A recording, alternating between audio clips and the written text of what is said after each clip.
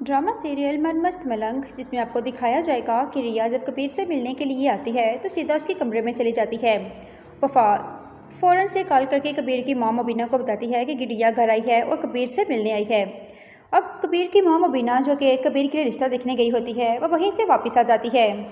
रिया जब कबीर के पास जाती है तो कबीर रिया से कहता है कि मैंने तुम्हें कहा था ना कि तुम मुझसे दूर नहीं रह सकती, देख लो तुम खुद की आ गई। तो रिया कहती है, कबीर तुम अच्छी तरह जानते हो कि हमारी इस मोहब्बत का अंजाम क्या होगा।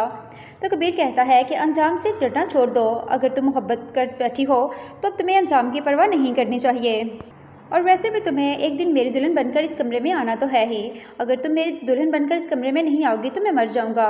ये बात सुनकर रिया एकदम से कबीर को खामोश करवा देती है और कहती है, कबीर अगर तुम्हें कुछ हो गया तो मैं कैसे ज़िंदा रह पाऊँगी।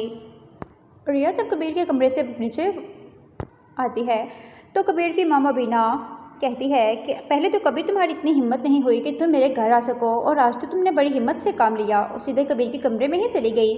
शायद तुम भूल गई हो कि तुम्हारी बहन अस्मा ने मेरे बेटे कबीर पर गोली चलाई थी। तो रिया फ़ौरन से कबीर की माँ मुबीना को जवाब देती है और कहती है कि आंटी, मेरी बहन अस्मा ने कबीर पर जब गोली चलाई थी तो वो गोली मैंने अपने बाजू पे खा ली थी। अब अगर आप मुझे गोली मारेंगी तो ये गोली कबीर को खानी होगी, तभी तो हिसाब बराबर होगा। ये सुनकर कबीर मुस्कुरा देता है।